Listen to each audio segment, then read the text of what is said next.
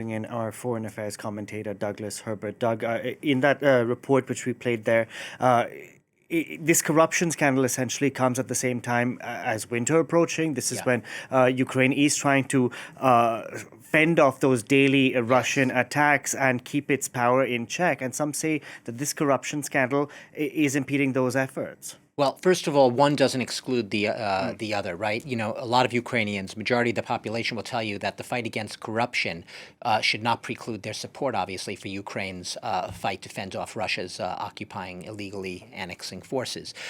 So the war can happen, and you can have an anti-corruption crackdown and campaign at the same time. And most Ukrainians would say they should. But the context couldn't be worse. I mean, look, there's never been a good time for Ukraine since Russia launched its full-scale invasion back in February 2022, when it comes especially to its infrastructure, its energy infrastructure. What do we mean by that? Its power grid, its heating grid.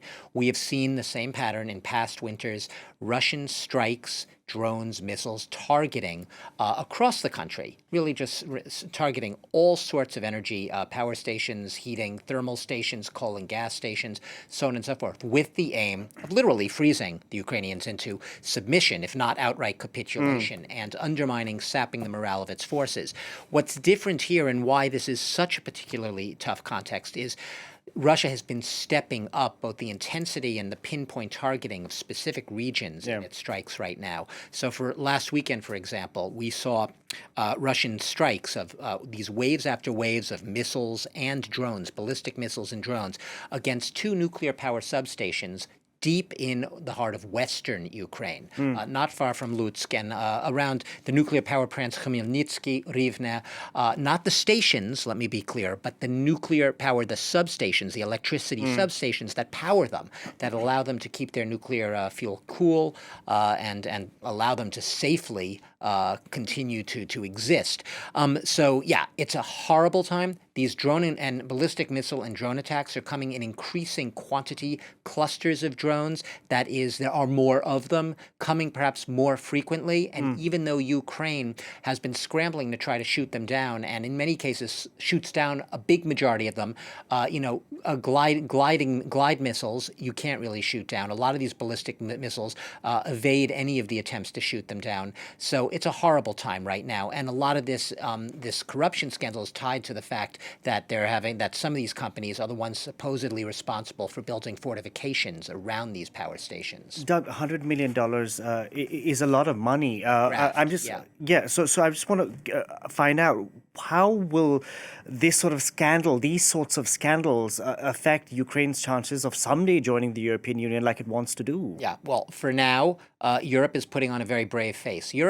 Europeans have no illusions about what has been a long-standing problem of Ukraine. They know Ukraine has been rife with corruption.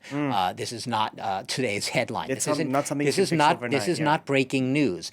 But however, yeah, it is concerning when you see $100 million allegations of $100 million in illegal kickbacks by a so-called sort of organized crime group, some of whose officials are said to be very close to Volodymyr Zelensky's inner circle, including a man who was his former business partner before he came to power in an entertainment enterprise. So what's interesting here is Europe going to give up on Ukraine's EU membership? Absolutely not. Ukraine has had a prospective status since 2022.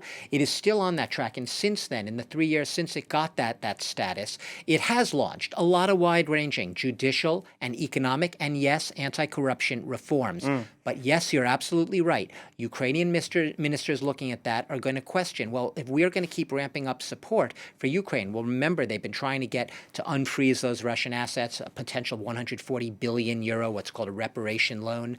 If they're going to give that money to Ukraine, they want to know that the money is getting to the right places and to the right people and being channeled efficiently into keeping its economy going, but also into the war effort. So these are valid questions they're asking. As of now, though, the European ministers are planning to meet next month, December 10th and 11th, in Lviv, in western Ukraine, in a show of support for Ukraine's continued EU bid. It's very much on. It's not being derailed, but they have legitimate concerns. Thank you very much.